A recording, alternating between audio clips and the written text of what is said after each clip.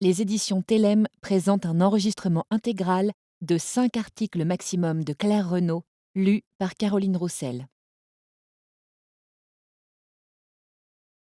On a toujours quelque chose à dire sur le corps des femmes. Annie Ernaux. Tous les matins, même présence, même blessure. Sous mes yeux se dessine l'inévitable image qu'impose le miroir.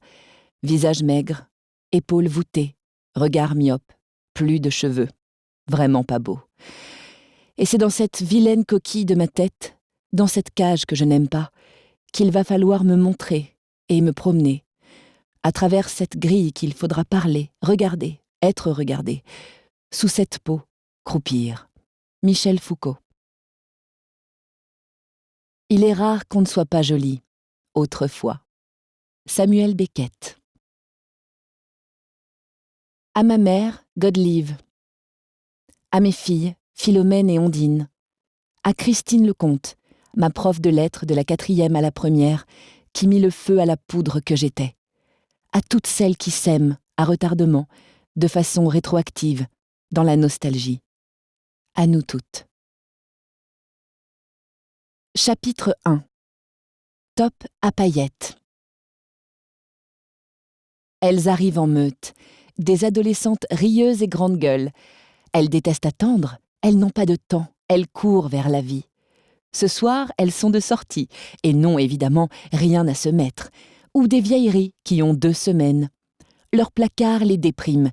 Il faut du neuf, du jamais vécu, de l'aventure, des étincelles.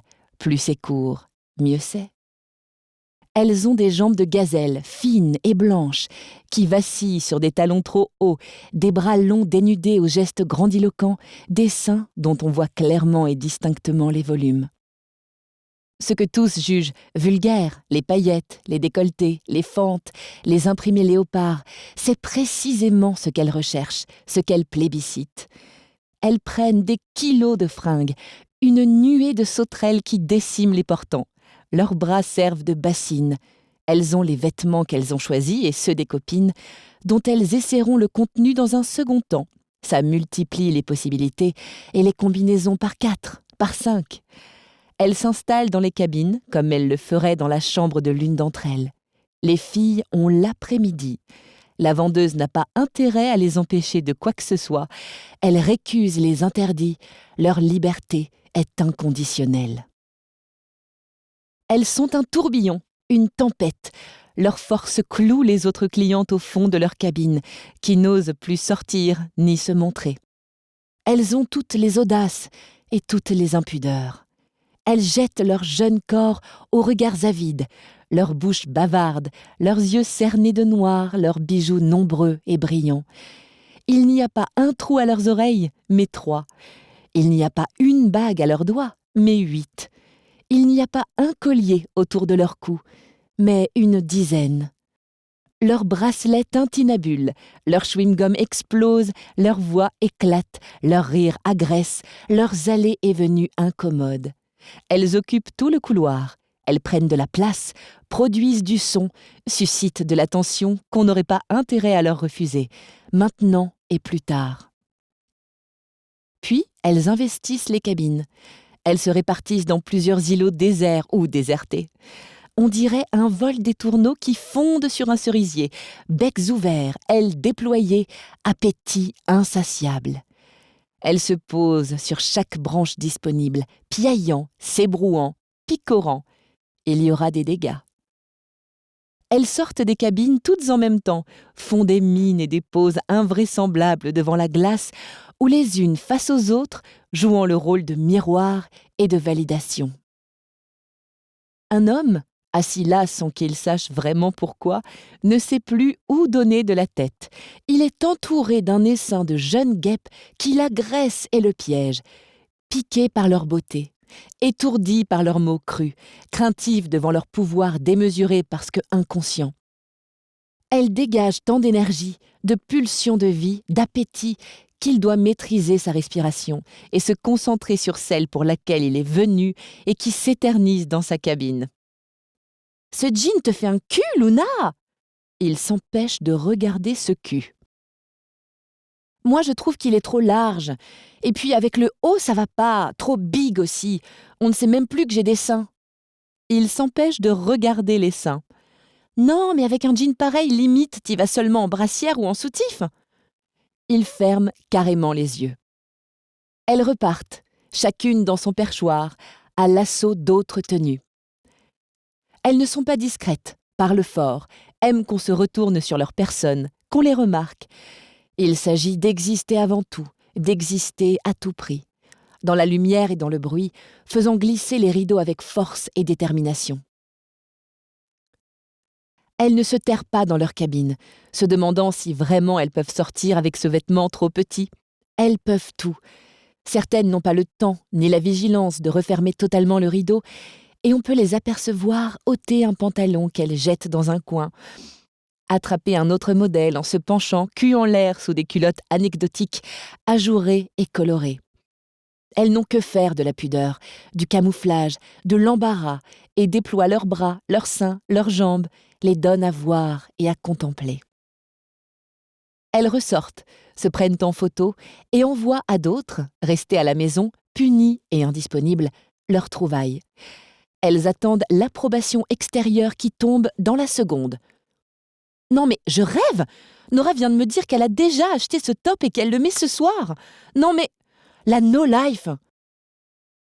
Elle s'irrite de tout, monte dans les tours au moindre faux pas, s'indigne au premier mot, s'irrite d'un silence ou d'un enthousiasme trop mesuré. Elles forment un bloc, un mur infranchissable. On ne peut ni les briser, ni les enfreindre. Elles sont inséparables. Elles ne connaissent pas la politesse. Elles ne laissent personne passer, ne se replient pas sur les trottoirs, ne s'écartent pas, elles ne laissent rien passer tout court. Elles parlent mal, elles rient fort, elles mâchent la bouche ouverte, elles bousculent, elles se moquent des bonnes manières. Elles se situent par-delà les convenances, les récusent de toute leur force. Fini la morale bourgeoise, celle de leurs parents, qui ne comprennent rien, ne voient rien, se compromettent et s'endorment. Elles sont réveillées, conscientes, absolues, rapaces. Elles ne céderont sur rien. Elles ne se laisseront pas faire. Elles sont fières et parlent fort, comme les slogans collés sur les murs de la ville. Elles ne deviendront pas comme toutes celles qui recherchent ici une tenue neutre et invisibilisante, avec des gestes mesurés et des mots feutrés, préférant gueuler leur goût et leurs différences. Elles ne se résigneront pas. Il faudrait les empêcher de passer d'une cabine à l'autre, d'aller montrer à Mina ce top génial et demander qu'elle lui passe le jean qui irait tellement bien avec. Elles choisissent ce qui comporte le moins de tissu possible, ce qui couvre le minimum de surface corporelle. Elles se moquent absolument d'avoir froid. Les saisons, les températures extérieures, la pluie et le vent sont des éléments qui n'entrent jamais en ligne de compte dans leur décision d'achat. Les contraintes ne les concernent pas. Un bras nu sort de la cabine. Il tend un vêtement à qui vient le chercher. Ce bras nu renvoie à une épaule nue, à un torse nu.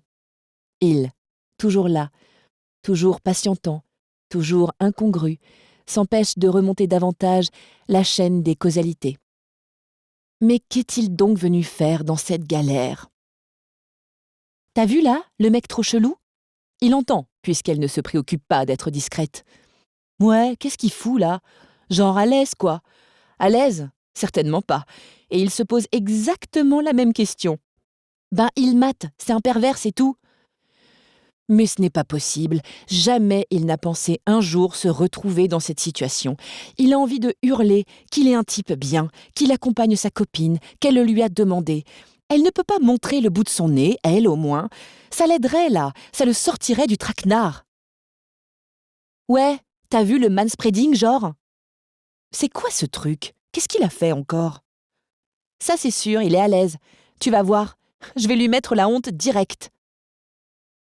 Une nymphe sort de la cabine, à peine vêtue, culotte et brassière, et se plante devant lui. Salut? Il déglutit et s'en veut aussitôt. Ça fait vraiment pervers pour le coup. Il est rouge écarlate, ses mains sont moites, la transpiration descend dans son dos. Ils ont coupé la clim ou quoi? Il baisse les yeux et regarde ses chaussures. « Vous répondez pas quand on vous dit bonjour ?» attaque la fille. « Si, si, » murmure-t-il. « Bonjour, mademoiselle. Bonjour, mesdemoiselles. » Elles sont maintenant plusieurs autour de lui, menaçantes. « Vous faites quoi, là ? » « Quoi ? On n'a pas bien entendu ? » J'attends, bégaye-t-il. « T'attends quoi ? Le déluge ?» Il ne sait plus quoi répondre.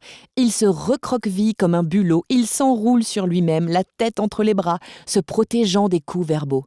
« T'as vu comme je l'ai niqué ? Grave, trop forte, Léna !»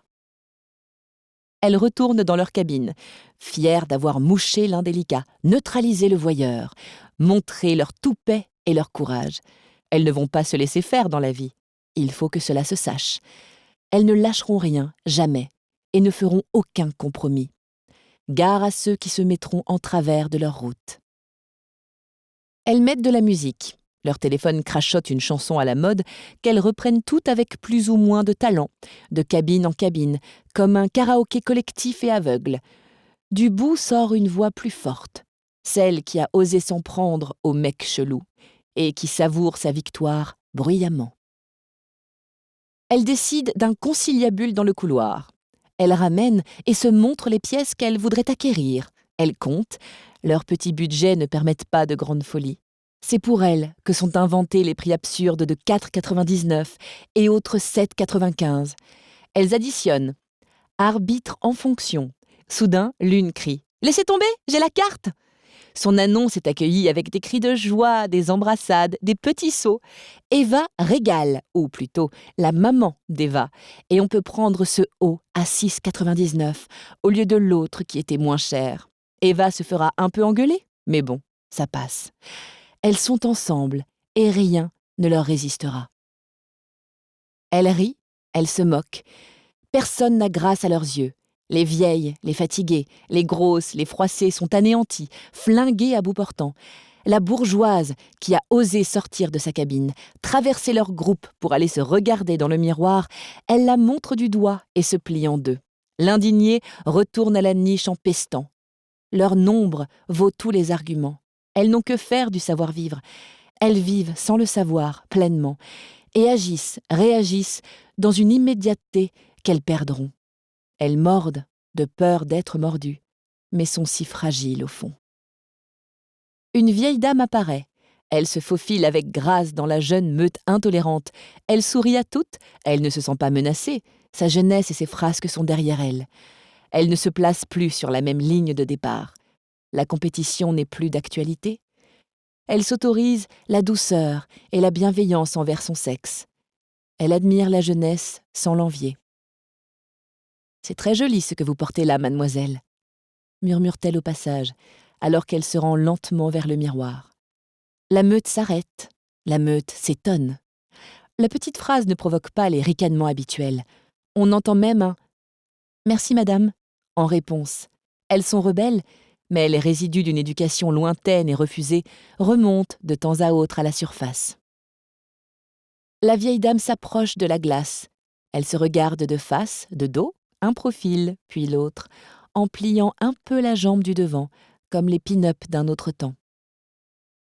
Par contre, si je peux me permettre, Léna s'est approchée derrière elle. Elle n'a plus la gouaille qu'elle montrait face à l'homme inopportun. Elle murmure presque. « Mais permettez-vous, jeune fille, je vous en prie.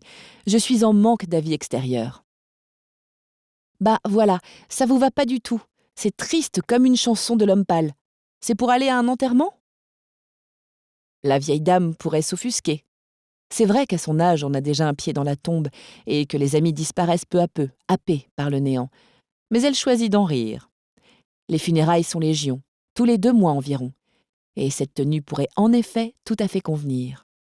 « Non, pas du tout, mademoiselle. Je n'ai pas de cérémonie de la sorte prévue pour le moment, bien qu'en général, la mort ne prévient pas de sa visite. Non, je recherche plutôt une tenue élégante et confortable pour aucune occasion en particulier, pour me sentir bien, moi. »« Ah, voilà, ça c'est bien. Mais il vous faut de la couleur quand même. Faut qu'on vous voie. Vous avez du style. » « C'est très gentil. Je vais chercher autre chose alors, de plus gai. Merci 1000 fois, mesdemoiselles. » Elle s'en va. avec la même lenteur, à la recherche de plus de gaieté. La nuée reprend son activité. Elles finissent par entrer toutes dans la même cabine et jettent d'un côté ce qui pourrait convenir et de l'autre ce qui ne va pas du tout, méprisant les consignes, le repassage, l'hygiène, tout. Elles redistribuent les pièces qui ont résisté à ce premier tri et repartent chacune vers de nouveaux essayages. Un bref moment de quiétude s'installe, rompu par des chuchotements bruyants. « Mais je te jure que je l'ai vu, là, c'est Rousseau !»« Mais arrête, Rousseau, elle s'habille pas chez Zara !»« Mais je t'assure, putain, je viens de la voir rentrer !»« Ok, quelle cabine ? Là !»« Bah, on attend, elle va ressortir, c'est obligé. » Elles finissent par s'aligner devant la cabine et fixent le rideau qu'aucun mouvement ne trouble. L'une se baisse pour vérifier qu'il y a bien une paire de jambes à l'intérieur. Elle ne voit rien. Soudain, Léna arrive en hurlant. « Mais j'ai trouvé le top parfait ! Non mais regardez, on a failli passer à côté, la loose !» Elle se tourne d'un seul élan, dans une coordination parfaite, avec une synchronisation merveilleuse, vers ce nouvel objet de désir, un haut à paillettes noires. Leur amour du mouvement, leur incapacité à rester concentrée plus d'1 minute sur quelque chose sauve la possible enseignante qui se terre là comme une souris effrayée que 10 pattes félines voudraient saisir. Ce ne sera pas pour cette fois. D'un coup, un signal invisible et connu d'elles seules, elles sortent, les bras remplis, abandonnant là des monceaux de vêtements qui n'ont pas eu l'heure de leur plaire. Elles ont enfin fait leur choix. « Mesdemoiselles, s'il vous plaît, vous me ramenez les vêtements que vous ne voulez pas ?» crie la vendeuse. Elles sont déjà loin. Mais alors que la horde approche de la caisse, l'une d'elles décroche une tunique vert anis et fait demi-tour. « Attendez, je reviens. C'est pour la vieille, » lance-t-elle. « Ça lui ira bien. » Elle ne l'a pas oublié. Chapitre 2. Chemisier beige. Vous pouvez leur dire de se calmer un peu, là. On ne s'entend plus, ce n'est pas possible. Comme si mon travail était de faire respecter le silence. Alors écoutez, ma chère madame, qui devriez renoncer à ce pantalon de tailleur qui vous boudine et à ce chemisier beige qui ne va à personne puisqu'il est beige, j'ai déjà assez à faire avec le reste pour ne pas être en plus la police des décibels. Vous voyez, moi, je compte vos articles. Je vous donne un carton avec leur nombre, pas plus de 5 s'il vous plaît. Je vous conduis à une cabine, j'attends, enfin non, je m'active, je remets sur cintre surportant et après, je les replace en rayon pour que vous puissiez les reprendre et les réessayer comme par magie. Je vais même vous chercher une autre taille pour votre chemisier beigeasse trop petit dans lequel vous vous entêtez à rentrer. C'est rarement trop grand, c'est fait exprès. Je suis l'elfe du magasin. Invisible et efficace. Efficace parce que invisible. Vous aimez qu'il y ait toutes les tailles de tous les modèles en rayon. Vous pouvez me remercier si c'est le cas. Et si tout cela vous fait envie, car les imprimés s'accordent, les couleurs se complètent, les camailleux s'appellent, c'est également grâce à mes petites mains agiles. Ne me remerciez pas, c'est compris dans le prix. Mais pour tout ça, je veux bien quelques égards, un ton doux, un sourire, pourquoi pas. Je vous range, oui. Je classe les clientes selon une typologie bien à moi, dans la catégorie des humiliés dans la vraie vie, par un chef, un mari, une mère, qu'importe, et qui exercent sur moi leur petit pouvoir éphémère pour se prouver qu'elles valent encore quelque chose. Vous êtes nombreuses, mais j'ai la peau dure. Et vous vous dégonflez parfois de vous-même, quand on vous appelle au téléphone, et que vous répondez d'un ton craintif qui vous ôte toute superbe. « Oui, j'arrive tout de suite !» Vous filez alors, laissant tout en plan. Votre armure s'est fendue, votre couverture ne tient plus. Vous êtes démasqué. Vos copines sont les passives agressives, redoutables modèles sur lesquels je continue à buter. Qu'en pensez-vous, mademoiselle ? Vous avez bien un avis ? Ça commence bien, on prend confiance et ça tacle. La caresse et la petite baffe dans la nuque. Ou « Mademoiselle, s'il vous plaît, à moins que je ne vous dérange et que vous ayez mieux à faire ?» Heureusement, vous êtes compensé par les touchantes qui hésitent et qui veulent ce que veulent les autres, tant elles nagent dans le manque de confiance, qui rivalisent avec les « mon corps n'est plus ce qu'il était, il faut le cacher ». De celles-là, je fais bien mon affaire. Je me baisse et je ramasse tout le barda, comme un immense feu de joie préparé et assemblé que les furies n'ont pas fait brûler. Et maintenant, je dois tout défroisser avec la machine, Remettre sur cintre, elles m'ont laissé une pagaille énorme, des monceaux de fringues à remettre en état, puis dans le circuit de vente. Elles sont jeunes, arrogantes. Elles ne pensent pas qu'un jour elles pourraient finir comme moi. Elles dégainent le mot respect en toute occasion. Il n'a aucune réalité dans les faits. Quand j'ai commencé, ce type de comportement me mettait hors de moi. J'allais les chercher par la peau du cou, ces ados négligentes, pour leur coller le nez dans la merde qu'elles avaient laissée, avec des petites phrases moralisatrices du type « Vous croyez que ça va se ranger tout seul ? Vous me prenez pour la boniche ?» Et puis je me suis fait recadrer. Oui, en fait, tu es la boniche. Tu ramasses, tu ranges, tu te tais. C'est ce que j'ai fait. J'ai besoin de mon salaire. Je suis là depuis 8 mois maintenant. Un job étudiant qui se prolonge. Les parents ne pouvaient pas payer tous les frais. Ils ne le voulaient pas plutôt. Je leur coûte cher. Dans tous les sens du terme. Je vois bien que ça leur pèse de se trimballer une fille comme moi. Ils ne peuvent s'enorgueillir ni de ma réussite, ni de mon ambition. « Oh, Juliette, tu sais, disent-ils. Tu sais quoi ? Que je suis une simple vendeuse ? Que je ne sais pas où je vais ? Qu'il n'y a rien à raconter sur moi, et ce depuis que je suis toute petite ? Un bébé sage, une enfant obéissante, une ado tranquille, une étudiante qui étudie on ne sait pas trop bien quoi. Un être sans projet, sans envergure. Une fille simple. Au début, ici, tout était nouveau, palpitant, riant. Quand j'ai déposé mon CV vide de toute expérience, hormis quelques babysitting dispersés pour les petits-enfants des copines de ma mère, elles ont des filles qui réussissent des choses, elles, comme des enfants. J'étais certaine qu'ils ne me rappelleraient jamais. Faut croire qu'ils avaient besoin de monde. Et puis, il y avait la formation pour tout m'apprendre. Je vais chercher le défroisseur dans la dernière cabine. Celle où l'on entrepose le matériel, les bombes de déodorant, les cintres, tout. C'est une sorte d'aspirateur inversé qu'on charge sur son dos et qui envoie de la vapeur sur les vêtements. J'ai l'impression d'être une apicultrice qui enfume ses ruches, ou un jardinier qui traite ses arbres. Mais non, j'enlève des plis et je remets en rayon. Pas de miel, pas de fruits. Un vêtement non choisi et jeté au sol en 1 seconde, c'est 1 minute de travail pour moi. Et encore, je vais vite.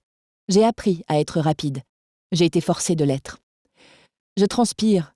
Oui, moi aussi j'ai un corps, avec ses frissons et ses coups de chaleur dus à la vapeur du défroisseur et à l'absence de climatisation dans ses cabines. Elle n'est pas cassée, comme je le prétends à celles qui me demandent pourquoi on étouffe. Non, on ne l'allume pas, tout simplement. Pour que vous ne restiez pas trop longtemps, que vos essayages soient rapides, que vous passiez vite à la caisse. Sachez que rien n'est laissé au hasard, même la température de ces lieux. La dame est toujours là. Elle n'arrive pas à se décider, ni pour ce pantalon, ni pour ce chemisier, ni pour cette jupe qu'elle essaie maintenant. Elle en aurait d'autres à revêtir, ce serait la même histoire. Je le sais à la façon dont elle se regarde dans le miroir, avec déception, voire avec dégoût. Elle n'a aucune indulgence pour son reflet. Ce ne sont pas tant les vêtements qui lui déplaisent qu'elle m'aime. Elle rejette son corps tout entier, qu'il revête robe ou pantalon. Et chaque fois qu'elle passe à une nouvelle tenue, et l'aperçoit dans toute sa vérité, simplement couvert d'un soutien-gorge et d'une culotte, elle le désapprouve davantage. Elle me jette un œil furieux avant de retourner se maudire dans sa petite alvéole. Je ne la juge pas, je la plains plutôt. Elle s'aime si peu. Elle se défoule sur la première personne qui passe, c'est-à-dire moi. On dit que le client est roi. Cela lui donne le droit de nous traiter plus bas que terre, de nous mépriser. Et la plupart du temps, il le prend. Les cabines me font penser à des cellules de prison que je surveille. Non par un œilleton, mais par l'interstice vacant entre le mur et le rideau. Vous ne le savez pas non plus, mais les rideaux sont trop petits par rapport à l'ouverture des cabines. Il faudrait le double de toilage pour qu'ils ferment correctement et plissent harmonieusement. Mais non, ils font à peine la largeur de la cabine. C'est pour que je puisse voir ce qui s'y passe, sans que vous le deviniez. Je fais des rondes, comme un gardien. Je passe et je repasse, l'air de rien, prétendant vérifier la disponibilité et la propreté d'une cabine. Mais il n'en est rien. Je ziote par les interstices pour savoir si vous vous comportez bien. J'en ai surpris 2 une fois, en train de baiser debout. Les cabines sont des lieux de fantasmes. On est un peu caché, mais pas tellement. On peut être entendu, surpris, tout en étant partiellement invisible. Un simple morceau de tissu vous sépare du reste des mortels. C'est excitant, apparemment, et cela décuple le plaisir. Alors je les ai laissés faire. Je sais, je n'en ai pas le droit. Mais ma liberté réside dans ce petit espace. Dans le fait de ne pas dénoncer les écarts de conduite, de ne pas signaler les transgressions, de laisser les jeunes filles de tout à l'heure aller et venir sans intervenir. Je suis ici surveillée. Mon rendement, ma prise de poste à l'heure fixée, mon sac fouillé tous les soirs. Alors, quand je peux enfreindre les règles, je ne m'en prive pas. Je range l'appareil bouillant. Devant moi s'étend à nouveau la lente procession des désirs humains, le long serpent des insatisfaites, le cœur de celles qui espèrent encore qu'un vêtement changera leur vie. Elles arrivent par vagues, aux mêmes heures, se disant en même temps que ce sera le moment où il y aura moins de monde. Elles sont synchronisées dans leurs ruses. Elles échouent toutes simultanément. Ce sont elles, finalement, qu'il faudrait défroisser. Personne suivante, s'il vous plaît. Chapitre 3. Pantalon taille élastique. C'est très joli ce que vous portez là, mademoiselle, murmure-t-elle au passage de la horde bruyante et envahissante. Il faut complimenter les jeunes filles, les encourager dans leur recherche d'elles-mêmes.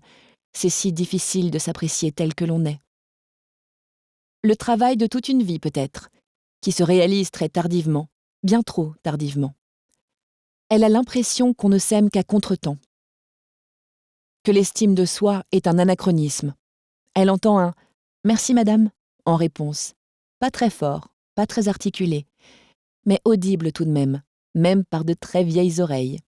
D'ailleurs, tout à l'heure, elle a cru percevoir de la musique, sans doute une illusion auditive.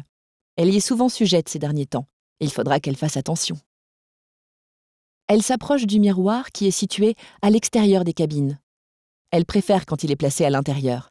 Elle n'aime plus trop se montrer. À son âge, on se cache, c'est une question de décence. Elle n'a plus 20 ans comme ces jeunes filles. Tiens, si elle calcule, elle doit avoir presque 4 fois 20 ans. Mon Dieu, tout cela est passé si vite. Par contre, si je peux me permettre, la jeune fille a fait de... Nous espérons que vous avez apprécié cet aperçu. Pour continuer à écouter ce livre audio sur Google Play Livres, utilisez le lien dans la description de la vidéo.